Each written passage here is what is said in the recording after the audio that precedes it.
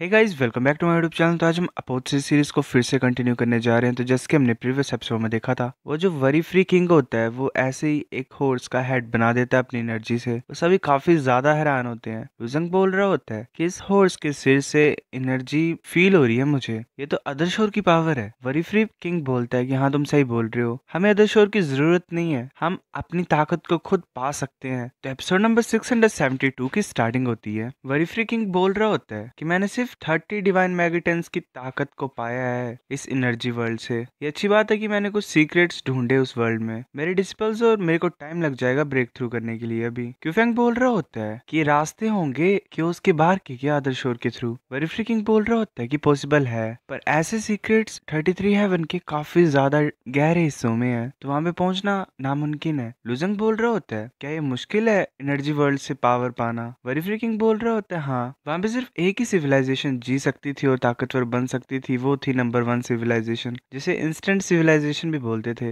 लुजंग, मेरे साथ आओ, तुम्हें true meaning of 3 energy construction को मास्टर करना पड़ेगा यहाँ से वापस जाने से पहले। लुजंग बोलता है, ठीक है। वो ऐसे एक जगह पहुंच जाते हैं। वरी फ्री किंग बोल रहा होता है कि मैं क्योस में वापस नहीं जा सकता हूँ, पर तुम मेरी हेल्प कर सकते हो इंसानी रेस को ढूंढने के लिए अदर शोर में। यही कंडीशन है एक जो तुम्हें फुलफिल करनी पड़ेगी। वरी फ्री किंग ऐसे ही चीजों को बनाने लग पड़ता है। वो एक आसपास वॉल्स क्रिएट कर देता है। वरी फ्री किंग बोल रहा होता है कि तुम्हें इस गोल्डन ब्रिक्स के अंदर ट्रेन करना पड़ेगा। हर एक ब्रिक ट्रू मीनिंग को कंटेन करती है, जो कि 3 एनर्जी कंस्ट्रक्शन टेक्निक की है। इसमें साथ में एंडलेस रिस्टोरिंग मेथड टेक्निक भी है। जो एंडलेस रिस्टोरिंग मेथड है वो मैटर को ओरिजिनल स्टेट में रिस्टोर करने के लिए हेल्प करता है। जब तुम दोनों चीजों को कॉम्प्रिहेंड कर लोगे तो मैं तुम्हें वापस भेज लूंगा। लुजंग बोलते हैं, ठीक है, मैं एक्सेप्ट करता हूँ सीनियर। फिर हमें क्योटिक सोर्स वर्ल्ड का सीन दिखाई देता है। वो जो इंसान होता है वो काफी ज्यादा स्पेस फ्रेगमेंट्स को इविल गॉड की तरफ फेंक रहा होता है, पर इविल गॉड काफी ज्यादा आसानी से उन्हें डोज कर रहा होता है। इविल गॉड बोलता है कि तुम्हारे जो स्पेस फ्रेगमेंट है उनके पास इतनी कुछ खास डिस्ट्रक्टिव पावर नहीं है, तो तुम्हें गिव अप कर देना चाहिए। वो नोवा ब्लड लाइन को यूज करके काफी ज्यादा स्लैशेस आगे की तरफ भेजता है, और जो सारे स्लैशेस होते हैं वो उस इंसान से जाके टकराते हैं। इविल गॉड बोल रहा होता है, क्या तुम मेरे हाथों मरना चाहते हो? वो इंसान बोलता है कि मैं देख पा रहा हूँ तुम्हारे वर्ल्ड की भी लिमिटेशन है, तुम सिर्फ छोटा सा हिस्सा ही कॉपी कर सकते हो किसी भी इंसान की ब्लड लाइन का। इविल गॉड ऐसे कुछ नोटिस करता है तभी काफी ज्यादा स्पेस फ्रेगमेंट्स के बीच में वो घिर गया होता है, और वो सभी मिलके एक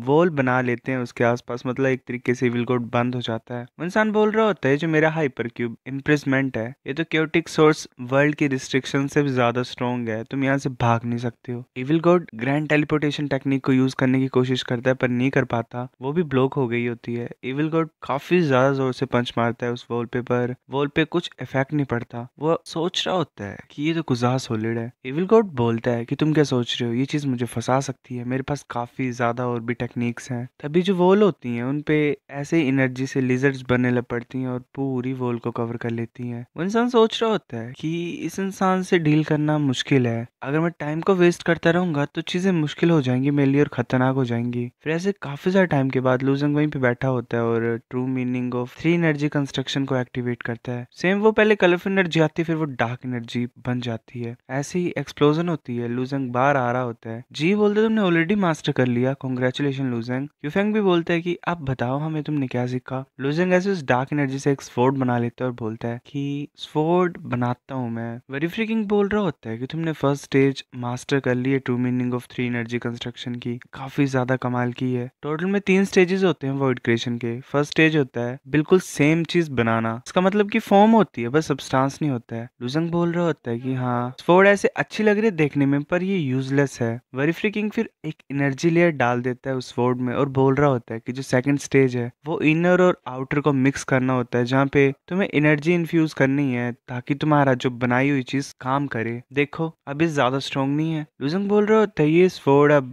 3rd grade profound blood treasure के बराबर बन चुकी है। वेरी फ्रीकिंग बोलता है, और अगर रही बात 3rd स्टेज की तो वो ये होती है कि एक ही सिंगल थॉट में तुम्हें चीज बनानी है, जहाँ पे फॉर्म और फंक्शन एक बन जाते हैं एकदम से ही। पर उस स्टेज में मैं भी नहीं पहुंच पाया हूँ अभी। तुमने अपनी ट्रेनिंग कंप्लीट कर ली, अच्छी बात है। अब मैं कोई तरीका ढूंढता हूँ जिससे मैं तुम्हें वापस भेज सकूं। लुजंग बोलता है, शुक्रिया सीनियर, मैं तुम्हारे मिशन को फेल नहीं करूंगा जो तुमने मेरे ऊपर ट्रस्ट करके मुझे दिया है। फिर हमें क्योटिक सोर्स वर्ल्ड का सीन दिखाया जाता है। वो जो लिजर्ड्स होती हैं वो उन स्पेस की वॉल्स को खत्म कर रही होती हैं, धीरे धीरे सारी चीजों को डिस्ट्रॉय कर देती हैं। एविल गॉड बोलते, तुमने देखा, अब मैं फ्री हो गया हूँ, अब मेरा दिमाग खराब हो रहा है, एक ही बार में चीजों को खत्म क्यों नहीं करते। वो अपनी नोवा ब्लड लाइन को एक्टिवेट कर लेता है और साथ में ही जो वो इंसान होता है वो बोलते ठीक है चलो जैसा तुम्हारा मन करे। तभी एक बहुत बड़ी एक्सप्लोजन होती है। लुनियन यानर वहीं पे खड़ी होती है और बोल रही होती है कि एक सेकेंडरी बीइंग और वो भी इतना ज्यादा ताकतवर, उस एक्सप्लोजन से कोई नीचे गिरता है मतलब वो इंसान हरा दिया होता है इविल गॉड ने। बाकी बोल रहे होते हैं कि शैनोंग ग्रेस का इंसान हार गया। इविल गॉड बोल रहा होता है काफी ज्यादा सेटिस्फाइड हूँ तुम्हारी ब्लड लाइन से, तुम सरेंडर क्यों नहीं करते और मेरे वर्ल्ड में सोए क्यों नहीं रहते। तभी इविल गॉड कुछ नोटिस करता है, एक स्पेस चैनल एक्टिवेट होता है और लूजेंग वहां से बाहर आ रहा होता है। यानर बोल रही होती है तो भाई है भाई वापस आ गया। जाशांग बोल रही होती है मुझे पता है लूजेंग इतनी आसानी से नहीं मरता। इविल गॉड बोल रहा होता है मैंने सोचा कि तुम्हारी एग्जिस्टेंस ही मिट गई है। लूजेंग लूजेंग बोलता है कि क्योटिक सोर्स वर्ल्ड को क्या हुआ, क्या ये तुम्हारा करना है। इविल गॉड बोल रहा होता है कौन करेगा और तुम जानना चाहते हो मैंने ये चीज कैसे की। जाशांग बोलती लूजेंग ध्यान से, इसने वर्ल्ड को नीचे ले आया, ये अपना एक वर्ल्ड क्रिएट किया है, इसकी वजह से सभी की ब्लड लाइंस को यूज कर सकता है। लूजेंग बोलता है वर्ल्ड डिसेंडिंग, तुम्हारे पास सिविलाइजेशन आर्टिफैक्ट है। इविल गॉड बोलता है कि तुम इतने ज्यादा तेज हो गए मैं सोचा नहीं था,